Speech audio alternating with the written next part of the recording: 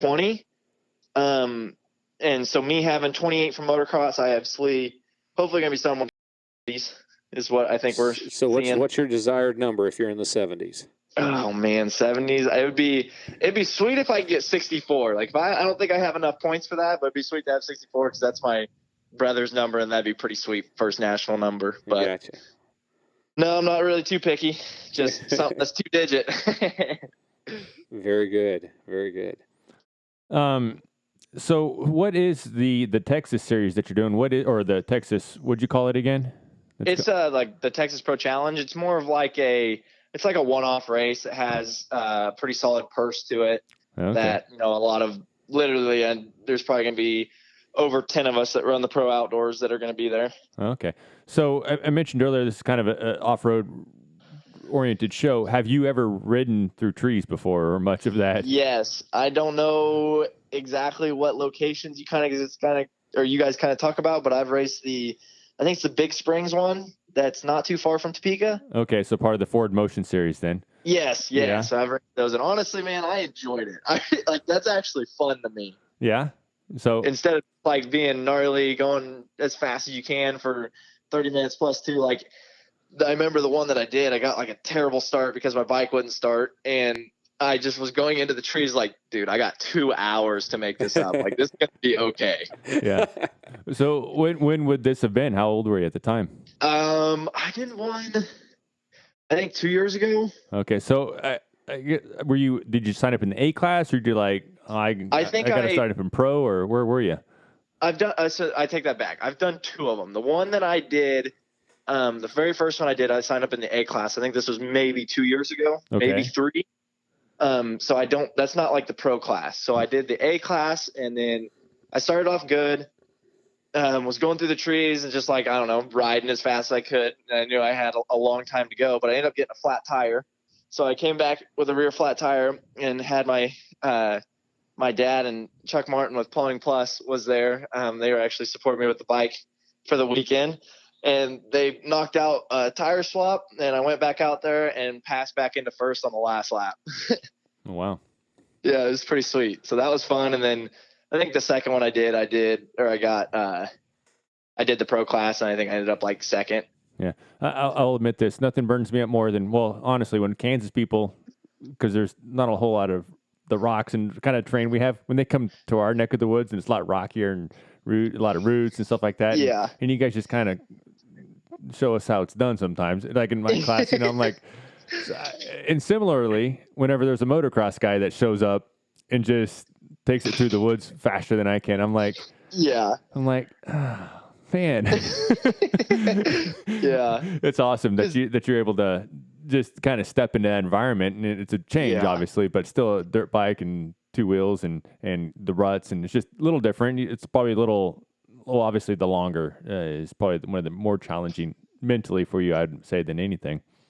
Yeah, definitely. But it was a lot of fun, and the people at, Enduro / Ford Motion / like I say, woods racing, everybody's just so nice. Like, everybody's like part of it, to be out there having fun. Like, it's not as intense, like, oh, you got to go win kind of deal like it is in moto. Yeah, I did track and field in college and whatnot, and I compare what we do, the off-road, to the distance runners. Like, I would warm up and cool down with the opposing schools, right? Like, we were like, it was like just a boys club, and just we'd have talk to each other, and we'd kind of catch up because we haven't seen each other since the last meet or whatever. Yeah. Then the sprinters, like, they're like, puffing their chest out and trying to do I say they're trying to do more of the mental, like, intimidation game. Right. And so I'm like, us distance guys, we're all skinny. We got nothing to intimidate. We can't. So, but so I kind of equate that from what I see with motocross to enduro, where we don't have the power or whatever, and so it's much longer time. So I've got a question I've always wanted to ask. Yeah. You've been on the inside now, Kevin. So the bike, let's take your bike versus, and just take a dollar figure from a top tier team bike. right? Yeah. So your bike costs X, and what does their bike, and what are some of the main differences? Oh man, I honestly don't even know to start. I could sit here and guess at how much money they put in their bike, and it's probably 4 times as much as that. Right. But no, the biggest differences is just, obviously the factory guys have the special stuff that we can't even buy. So they have, oversized forks, bigger everything, like suspension wise. They obviously have everything's polished and perfect and, new to every race instead of us privateers that are running the same thing all season. Right. But no, the biggest thing is just engine and suspension. Having, guys that know what they're doing, testing suspension. And obviously they all have A-kit and like really nice suspension. Right. So they're able to literally ride faster because it's easier for them. By no means am I saying I'm just as skilled as them, but it would make it a lot more even if, sure, put everybody on a stock bike and then we'll see. But no, there's obviously really talented guys out there and that's why they have those rides. But it does make a big difference when you don't have the power or the bike setup that they do. And that's where it gets so hard is to make that break into somehow to make that step to get them to give you that equipment. Especially exactly in the 250 class. Yeah, in the because that's why I was like, because I was talking on Steve Mathis, he's with Pulp MX. He pretty much he's like, yeah, dude, like to have results that you're putting up right now in the 250 class is impressive because money rules in that class. Yep. Yeah, that makes sense. You can't overcome it with bore. Yeah.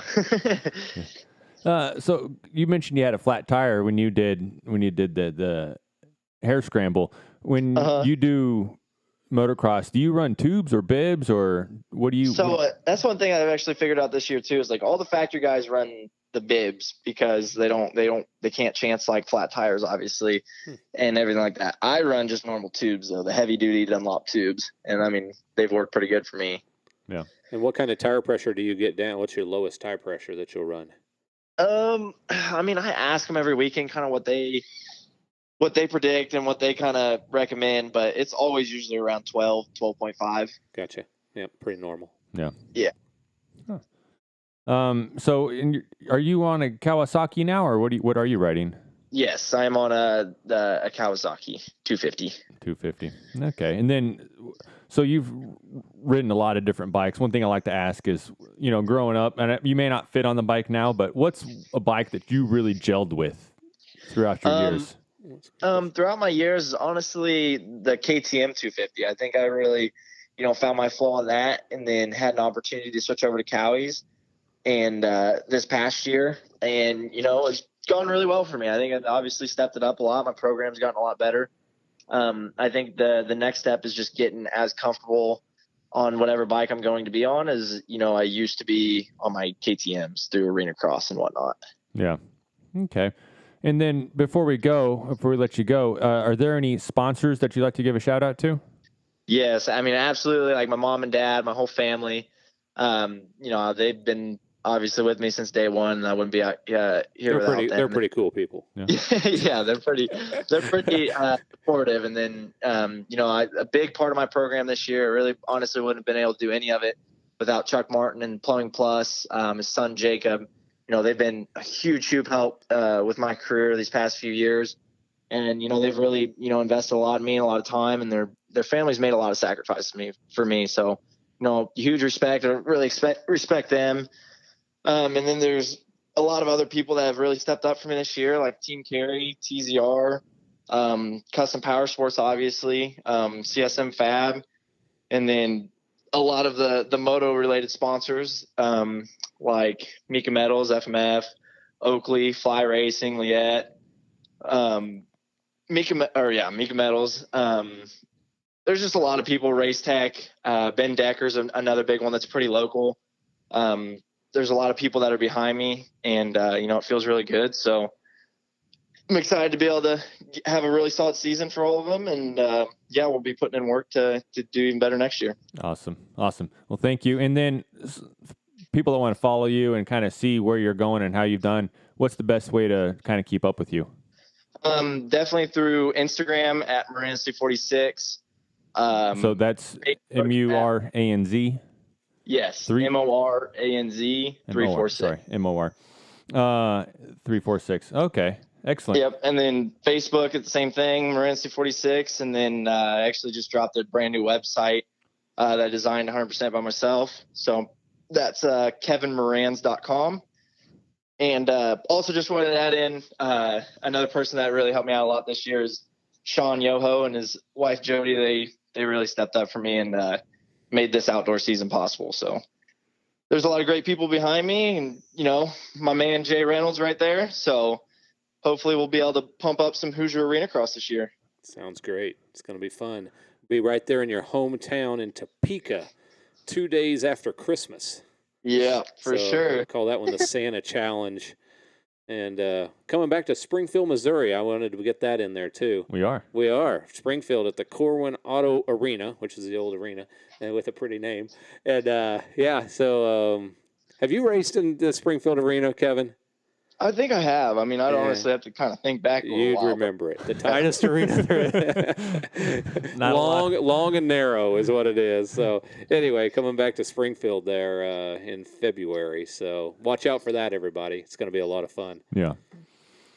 Well, Kevin, thank you very much for coming on, and we'll be in touch, okay? Absolutely. I appreciate it. Hey, take care. Bye. All righty, bye. See you, Kevin. Cool. Nice guy. Oh, yeah. Yeah, looks like Tom Cruise. Oh, he does? Oh, yeah. Cool. Yeah, he could be a stunt double. Yeah. By the way, if you're still listening, Kevin, if motocross doesn't work, Tom Cruise is stunt double. That's what you need to be.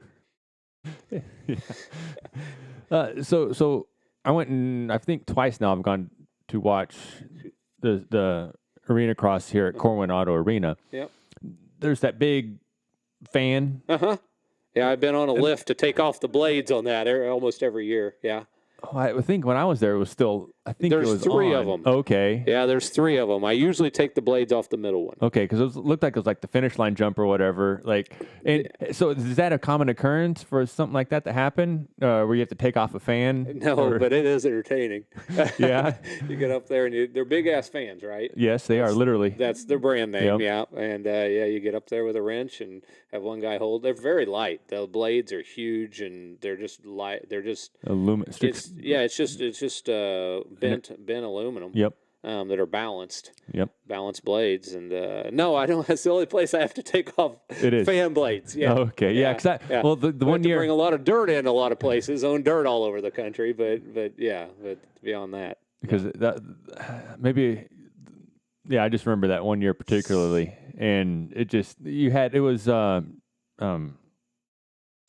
Brett Q was there. Yeah. Doing the first time I ever seen anybody do that front wheel brake off a jump thing. It's called a stoppie. Stoppie from a jump. All the way down. That's one of his signature things. Can you imagine? No. I can't. Every time I try to do a stoppie, I about go just like boom, and just slam myself over. So I can't imagine doing it on a jump. No. Yeah. I don't need, let alone jumping crazy. that far. No. That's not that big of a deal. It is to me. Okay. I jump it. Yeah. It's like going to more races, right? We talked about that a bit earlier. They didn't. I don't think they're racing there this year, but they used to go to Austin Fortner's practice facility. Oh, okay. And I'd see this stuff. Oh yeah. And where's the jump? I mean, how do these jump connect? It didn't compute in my mind. It's like how far apart they were. Sure. Yeah, it's crazy. It really is. It is really, really crazy. So yeah, we're gonna have a lot of cool things there. It's gonna be a heck of a lot of fun this year. Yeah. We're going to do either Stasic. This is kind of cool for the kids, for the real little kids. We're either going to do Stasic or Strider bikes. Help me. What's Stasic? I know Strider. Oh, yeah, I got one upstairs, a Strider. Okay. A Stasic is a Strider with a battery. Oh, seriously? And a throttle. Okay. With 3 different settings. So we're talking to them about being a marketing partner. So we're either going to have Stasic or Strider bike races at intermission at every event. So if it's a Stasic, they'd have to bring their own? Stasic will probably provide them. Okay. And we'll pick out. We'll do some kind of contesting to get the people, to get the little kids 3 or 4 years old to be able to do it. Cool. Because now the Strider, it'll be open. I've got 6. I got 6 Striders I'll bring. Okay. That we'll do some kind of contesting for, and then if they've got kids got them anymore. If kids got one, then they can bring it, and we'll have a Strider bike race on the track. Those are fantastic. Took my kid all of 10 minutes to learn to ride a bicycle, from going from the Strider. Oh, really? Yeah. It was that much. It was simple. Of course, I was pretty thrilled because once I got him on a bicycle, because how he would stop himself on the strider just by dragging his toes. Sure. And he'd wear out a pair of shoes a week. Oh, really? And so, anyways, I was super glad once he went to the bicycle. Economic advantage. It was. It was. I love it. That's good stuff. But the More series again had a strider race at their last race, and it was I think they had like 21 kids into or something like that. Oh, that's awesome. So, that is awesome. I miss off-road racing. Yeah. I ride every weekend. You do? Every week, at least every week or every weekend until we get into my racing season. But yeah, I'm at Chadwick every week. Awesome. And but man, I miss it. I miss the racing. I haven't done much lately. So when was the last time you were at a race? I was at the at HHR for the Blackjack Enduro. Oh, okay. So it's been that while long. So that's last October. Fall. Yeah, last October. Wow. And then did the 100-miler. Oh, you did. I didn't. Yeah, I did and I didn't. You were there. I was there. I signed up. There you go. It was epically bad. Yeah. So did you get 75 miles in? No, hell no. No. One bad thing about riding Chadwick usually is you go with a group, and if you're leading, which I do a lot, then you stop a lot, and you don't get to build any endurance. Yes. Because you're stopping and waiting. You stop at every V. Yeah. So everybody knows where to go, and so. Yeah, and so you don't build up any endurance. You still have speed. And you got technique. And you got speed, technique, everything, but very little endurance. Oh, okay. So it's not as easy. No, that's Chadwick's. You think you're pretty cool at hair scrambles and all that stuff. I was riding really well about a year ago, and then I'd go out to Chadwick, and I'd be like, oh, I know how to ride hair scramble tracks pretty well. I don't know how to ride this harder off-road stuff because it gets challenging out there at places. Sure. Yeah. And I was like, to kind of give you a little bit of a reality check at times. It was awesome. I really enjoy going to Chadwick. I wish I could get out there more. Yeah. But my problem is if it's not on the calendar, like I got something else booked. Sure. Either kids stuff or, going to triathlons this weekend and just there's a ton of other stuff. And I just wish I could get on the bike more. And so who's fast in the BVET class right now? That's the class you're in, right? That's the class I was in whenever I was, like 4 years ago, and I was doing okay. So who's fast there? Rick Simmons. Yeah. He's the guy, I would say. Is he? Mm-hmm. So he's out of Lebanon. Right. And, he won the last B race at Moore, and I believe he's pretty handedly, I could be mistaken, I could be speaking out my butt, but, yeah, I'm pretty sure it's Rick Simmons, and he was the guy I was battling with for the Hillbilly Series this last year as well. So. And then is Jody Rock still around? Well, no. Actually, I think he's kind of hung up the helmet for his daughters and wife. Daughters, right? Yeah. So that's cool. They're all. So yeah, here's Rick. He's won every race except for one where he got second. Right. So yeah, Rick's the guy to beat right now, I would say, in Missouri in the BVET. Well, I don't know about Forward Motion, but when it comes to the Missouris or more, he's the guy to beat. So, he's the guy. I'd try to line up next to him at the races. Mm-hmm. And it's like, all right, well, if he can do it, I can do it. And let's see what we can do. And he just takes off. So, it is what it is.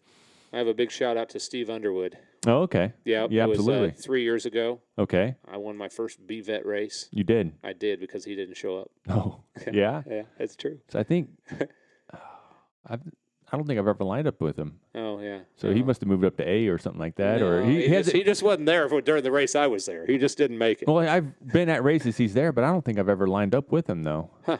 So well, he used to be BVET. Yeah. So okay, maybe. But you can't say anything. The guy's like 20 years older than me. He is. So it still just smokes. I wish I could remember what class he's in.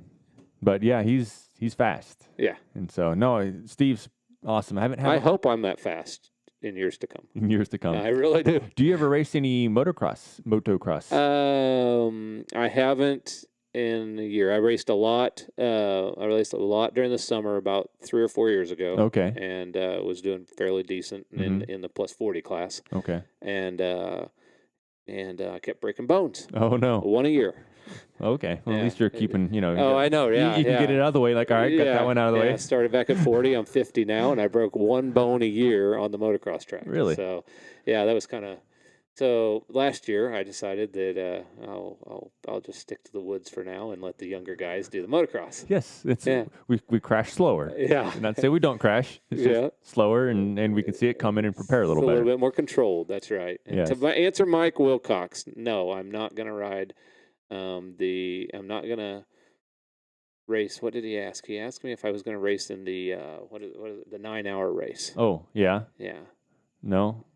Not as a team or anything. Probably not. No. Oh, okay, it's an interesting one for sure. I enjoyed it because you talked about you have sprint speed, right? I mean, maybe, but maybe. Yeah. Well, I do too. Yeah. I have troubles when it comes to racing 2 hours. It's a mental roadblock for me, and I just have a hard time getting through. But I like it because I'm like we do a lap, hand it off. And so I'm like, all right, I'm going to give it all I can this lap, and I'm going to be done. And so it was awesome. And in fact, after that, I noticed I would do better at the races because I had more of that. I did like doing a sprint workout, right? You know, and so you kind of have more used to that speed. And anyways, no, they're fun. They're a lot of fun. So back to the races. Who's the up and coming? I haven't been in again. I mean, I know Travis and then Travis Reynolds. He was Noah Clark. Noah Clark's the fast. Who's the fast young kids coming up though? What's young? I don't know. I mean, they're probably around 16, 14. They're probably racing in the with the big bikes, but they're younger. Who's the fastest up and coming? Well, Rector was the other one. We had Rector and Reynolds were, and Noah Clark was all there, all together at the same time coming up whenever I was racing. So those three. Travis right now is out. He hurt his arm. I don't know how much longer he's out for. Right. So let's ask, hey, out there, who's the fast young people right now? 14 to 16-year-old. Yeah. Who's the guy? And then while we're waiting on that, Mike Wilcox said, met the new Ranger at Chadwick last Saturday. Great guy, Ranger Joe. Uh-oh. Yeah. And then Jeff Ott says, looking forward to trying to catch Charles next weekend at the NEPG. So we were talking about Jeff before the show. He got fast.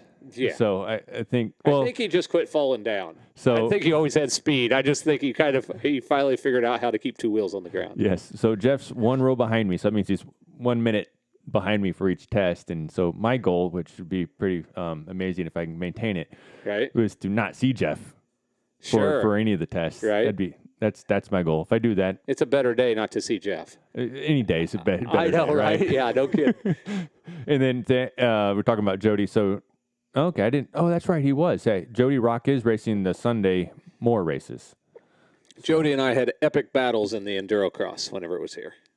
Oh, you did? Yeah. Oh, yeah. We had fun. Okay, so you raced your own series, though? I raced every race. You did? Awesome. I test rode every track. Okay. So if you hated it, blame me. But I guarantee you, I promise you, every Enduro Cross track was easier after I test rode it because I couldn't make it around whenever we first built it every time. Well, I thought that was interesting. You were telling me about the show before the show you would do a test ride. Yeah. And you said, sometimes it would take you said 5 minutes one time to get around. I mean, it was brutal.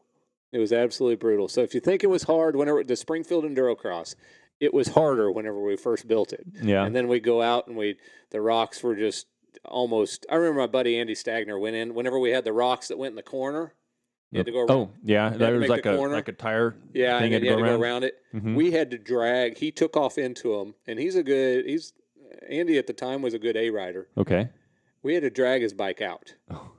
I mean, it was that bad. So we took the skid steer into the rocks and drove over them, which pushed them down and flattened them out a little bit. It's still almost impossible.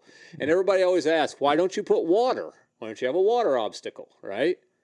For the Enduro Cross. Well, like a water pit or something? Yeah, a water pit. Yeah, one, you can't ever dry out the dirt. You have to. The guys, they pour actual concrete at the big ones. Okay. They actually they put plastic down, then they put concrete, and then they put water. Really? Yep. So that's the drill for that, and I don't want to do that. And most riders could not get through the rocks and the logs if it was wet. Matter of fact, we wouldn't even hardly between days we wouldn't even spray water to knock down the dust. No. Yeah, it was so slick. Oh, okay. So slick. It's just almost. And then riders who came to the Endurocross that had rode other Endurocross, like National Endurocross. Mm-hmm. The Springfield Endurocross, the obstacles weren't as large. Okay. Okay, like the logs weren't as large, but it was still just as hard because everything was so close. You could never rest. Yes. Whereas if you watch an Endurocross course today, you know, they'll have a long stretch of something. Yeah. You know, they'll have stretches and jumps and stuff like that. And we had something in every single nook and cranny, you know, of the track to throw you off. Yes. Okay. Huh. Because really the only stretch, I guess, from the one I did is the tiny little stretch of the start stretch. Right off the start. That's it. That was it. And the rest of it, you were dealing with something. We weaved between some like little pine trees and then took a right over these logs, and then like it was like a double, like, well, the good guys would double this reinforced concrete pipe. Yep. But me, I would just bash my plate on it as I went through, and then we circled back around. So to put those in, and we have those culverts, concrete culverts. Yeah. We would put them in so that you'd have to place them, right? Okay. Yes. Because for the guys who can't jump it, you had to give it just enough so that you could get your bike flat in there and then go back up, but you didn't want to give a lot of space because it'd be too easy, or you couldn't jump it. Or you couldn't jump, yeah. And I remember Cole Hensley jumping that whenever you were jumping from one corner over, and he would jump through one of the trees we put up.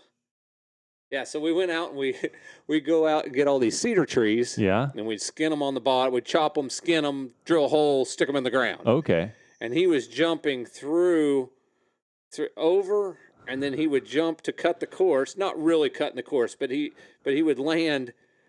He was playing with fire. Like through the tree. Now you see this tree just shake.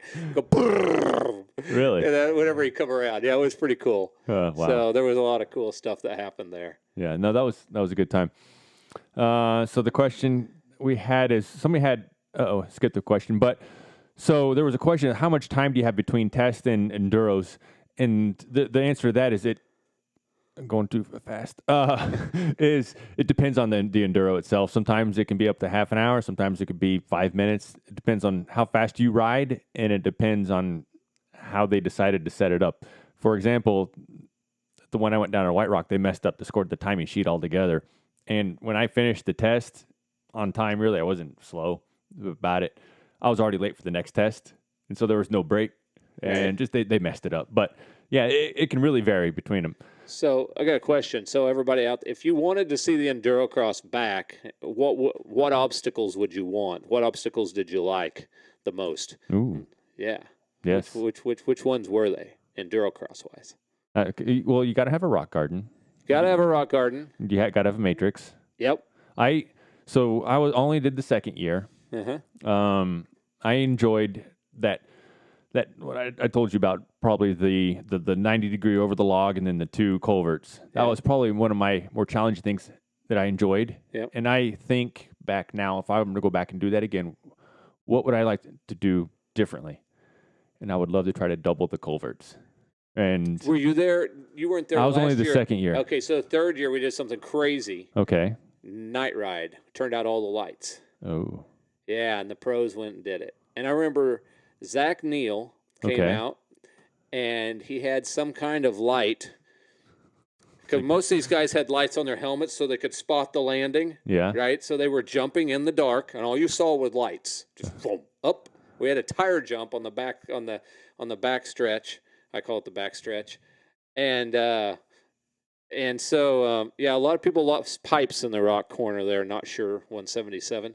And so, as they fell over. But he had a light bar, duct tape, zip tied, whatever it was, to his front number plate. Yeah. And he was still jumping. So he would jump up. Land blind. So the lights go up. Then the lights come down about level. And I have no idea how he spotted what he was landing on, because he did. He landed it every time and then took off. James King, lights went out and he still rode. That's right, I remember that. And a lot of people for James were out there shining all the flaggers. Oh. And everybody had their phone lights on. Do you remember that, Jeff? So, so he could see. Oh, wow. Because his lights, he did. Didn't work. And you know who James King is. Oh, yeah, of course. Okay, yeah. Yeah. Well, actually, no, I used to say he's our adopted Missouri rider. Yeah. But no, he lives in Missouri now, up in Winsville. Okay. And so he still calls Arkansas home, but we claim him as ours now. I don't think he's missing an Endurocross race. Yeah. So, yep, I remember that. That was awesome. I forget about that. So we would definitely bring back the night race. Yeah. Yeah, that was epic. Okay. That was epic. So that race too, one of the big challenges I had is I was having my bike kept cutting out on me. Yeah. And so every time I was going over, like I wouldn't clutch it. I'm a C rider. I'm a hardcore C rider at this point in my progression. I'm coming down and my bike would die. Right. So when you're supposed to double over the tires, my bike would die and I get stuck down at the bottom, and then it was just a holy mess. And there's a reason.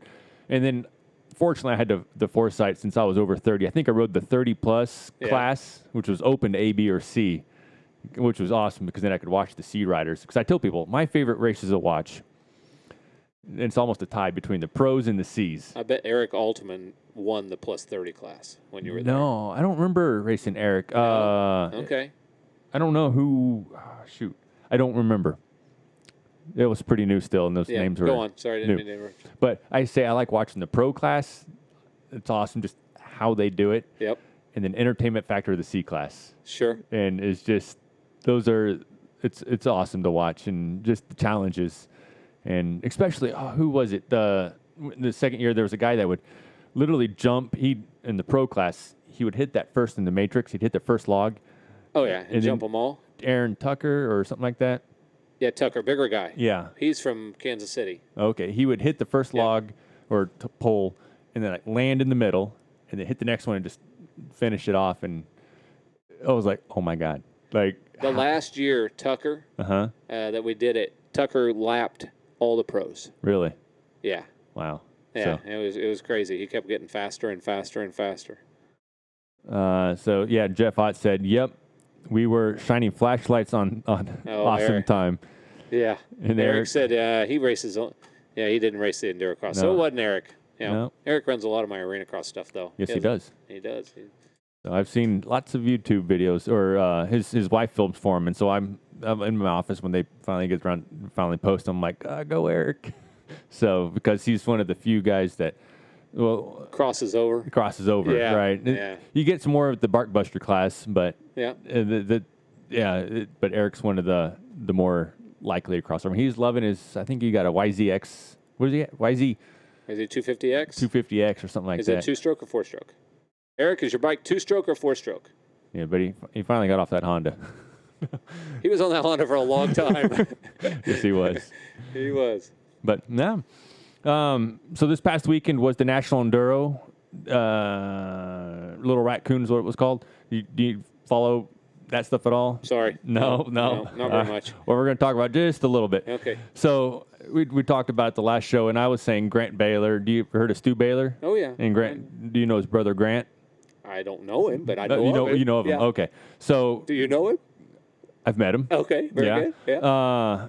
And I want to get him on the show, but I've interviewed Stu, probably the most interesting show. If you want to listen to one show, people say listen to Stu's because it's very entertaining. Cool. But no, I said Grant's just killing it, and he did it again. He won every test and just clean sweep to the National Enduro. And so it went Grant, Stu, then Evan, and then Taylor was not there, unfortunately. But so there was Mackenzie Tricker and Taylor Jones and then Kelsey. But Taylor, I did not realize, is third place in points in the National Enduro Series right now. So Missourian Taylor, Bone Cutter, is third. So, but she's out right now with the elbow injury. Hopefully she's back. We hope you come back. So Eric defend. Oh, he has. So Eric has the 250 4-stroke. So he has the FX. There you go. And then our local boys now. James King was the top guy area wise at 14th overall. Then Noah Clark 15th. Nathan Rector was 27th. Ty England 46th. And then Brock French was 60th. There were some other people there, but I didn't follow that. So Enduro Cross, right? The Enduro Cross. We talked about that. They had their first race of this year. They only have a 3-race series this year. My friend Eric is Penelrod is helping put that on. Oh, he is? Yeah. Oh, okay. What's he? He's just a promoter. He is one of the. Okay, cool. Yeah, because we talked to Todd Hammock. You know who that is? We had Todd Hammock on the show last week. Very good. Talking about it, but Colton. Todd also owns the Kicker Arenacross, which is my competitor. Oh, he is. Yeah, we talk all the time. Oh, okay. Yeah. Where's okay? Huh. Interesting. Yeah, because I saw that. I was like, I'm going to have Jay on next week. I'm not going to talk about Kicker. We're going to stick to Endurocross. That'll work. Cool. There you go, Todd. Sorry. He came to studio. I had to call you, Todd. There you go. No. But no, Colton Haker went 2-1-1 to get the overall. But one thing I was surprised by is Corey Graffunder. Uh-huh. So, my mind, the two favorites are going to be Colton Haker and Taddy Blazusiak. Taddy was way back there. I watched the race online. Oh, you did? Yeah. And I was surprised. So I didn't have the opportunity to watch it. How'd you watch it? Guy filmed it from a cell phone, put it on Facebook, and I watched it. Okay. Because that's one of the questions, like, how do I watch it? And they were like, well, you got to kind of wait till Fox. So, but okay. So there's other ways. Sure. Yeah. You got to have friends. Yeah. Yeah, for sure. But yeah, Corey Graffunder actually won the first moto, and I was surprised to see that. Didn't expect that, I should say. I was expecting Taddy or Colton, obviously, to be the top two, kind of like you would have with Cody Webb or Colton, similar situation. I don't know how Taddy's really going to excel in a real technical track. Yes. Is it pretty jumpy? They're all pretty jumpy now. Oh, okay. Which that's what it is. I mean, and that would definitely favor Colton as well. Yeah, and if you don't get a good start and all those guys are about the same skill, if there's not a lot of technical to get them I mean, the rocks roll in a straight line. I mean, it would be a lot harder a lot more difficult to make up time. Yeah, for sure. Because I didn't see any of the top three make hardly any mistakes. No. Okay. I mean, very, very few. Well, I take that back. The leader didn't make any mistakes. The next two did towards the end. Yeah. But one thing I was surprised by is Jeff Aaron. Have you heard? Do you know who that is? An amazing trials. Oh, wait, do I have the right name there? I don't have the right name there, do I? Well, he is a very good. But no, there was Jeff's a real tall guy, isn't he? Tall guy, but he's a trials guy. But Pat Smage, I thought he was going to be doing. Is it Jeff? Who's the guy that there was a guy that's doing trials that jumped over to Endurocross this year? You talking about Pat Smage? Is it Smage?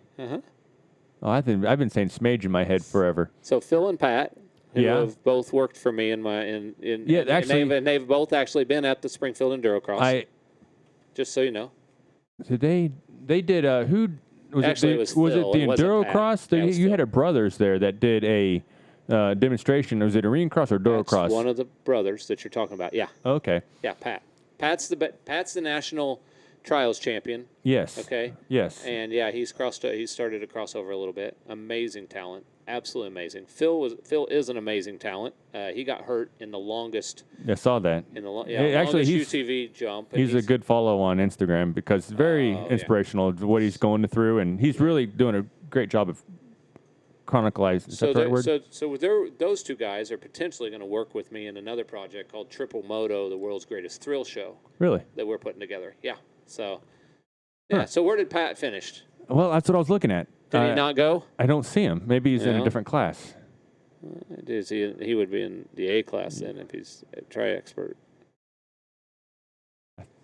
Quinn, that's weird. Let's text him and find out. Let's see why he wasn't there. I thought he was there. Well, I thought I'm he was. Ask him. There he is. See? Let's see. Why are you running the... He's East Coast, though, isn't he? I don't know. Are you running the National Endurocross?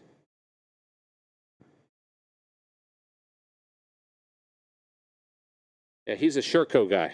Yes. He's factory Sherco sponsored. Yeah, but he's on his Instagram. He's been showing him on an actual dirt bike, doing stuff and talking about doing Endurocross. So I'm surprised. Maybe I just not look in the right class. Let's see if he says something. Yeah. I doubt he's an amateur. But unsurprisingly, Destry Abbott did win the Enduro, the vet class. So Eric Altman said that Little race Raccoon. was, huh? Yeah, Little Raccoon. Little Raccoon. Oh yeah, because he was there, and in fact, he lost his front. Like when he said he lost his front brake, I assumed like your brakes go soft or whatever, or you lose a right. His brake lever was not on the handlebar, so I think his front brake was perfectly functional. It's just it's dangling him all about. Maybe the clamp came loose or something. I'm not sure what did happen there, Eric. He said the race was awesome for the 2 tests I rode before smack. Oh, okay, yeah, he smacked the tree. What a beautiful place and weather they had, Little Raccoon. So no, it was the conditions looked awesome there. So did he reply back? Pro. Nope, not doing it. Oh, okay. Well, I'm curious what he's. I don't know what I'm thinking then. Anyways. It's neat. It's interesting. Hopefully, one day we can have Endurocross back. What would it take? How do you kind of gauge the weather on whether or not to bring Endurocross back here? Support. Support. I gotta have a date. Okay. That we don't have a hillbilly on. Okay, so we'll get Chili in here. We'll get you in here. We'll hash this out. Okay. That's right. We gotta get Chili on the same page so it doesn't get rescheduled over me on the same weekend. Yeah. And just a lot of support. That's what it takes because it's a low margin. It's a low margin and a lot of work. A lot more work than an Arenacross. Oh, okay. So it's more of a passion of love then. It is. We love doing it. The guys from Soggy Bottom have always come up, and we've all built the track, and it's fun. I love the Endurocross. So hopefully we can do it again. Yes. Cool. Well, thank you for coming on the show. Yep. I think that's all we got. Unless you have anything else, is there?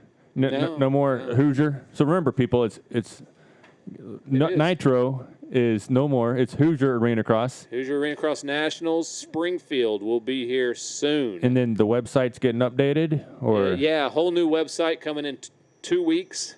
Okay. So everything. The old one's going down, the new one's going up. And you do have the schedule. If you don't have the yellow flyer, the schedule is on your Instagram. Yep, it's on the Instagram, and then Hoosier Arenacross Rocks. I'll put it up there again. Okay. And just a great time. It really is. If you get a chance to make just one race at Arenacross, they're awesome. For example, go to Kansas City. Kansas City, we have 900. One time we did 920 entries. Seriously? Yeah. So it's crazy. That's Friday, Saturday? It's Friday, Saturday. It's a combination of the two, so about 450 each day. Wow. And we always do some kind of freestyle or Ball of Death, the Globe of Death. That's crazy. Yeah. I want to learn to do that this year. No. I do. I really do. Nitro Ned, my alter ego, wants to learn to do, is going to learn to do the Globe of Death. So when was the last time you broke a bone? Or it was a year ago. I broke my shoulder. Yeah. So if you do it, you're talking about doing it with other bikes in there or just by yourself? I want to do it by myself. Oh, okay. And I want to go. I don't want to go upside down. I want to go. I want to actually go. I think I can go in a circle. You want to get on the equator? I want to go on the equator, and I don't know if I could stop. I think I can get going. I've been watching them. Okay. I think the stopping is going to be. I think that's going to be the issue. Yeah, because you can't roll backwards. Or it ain't going to be pretty. I think it's just going to go boom.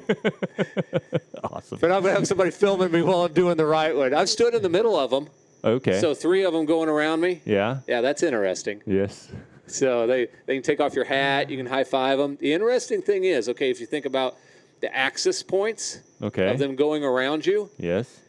Inside, their hands are going very slow because they aren't moving very fast. Yeah. So they can literally come around and just kind of barely just high five you. Yeah. And then they can take off your hat, put it back on. Yeah, it's interesting. No.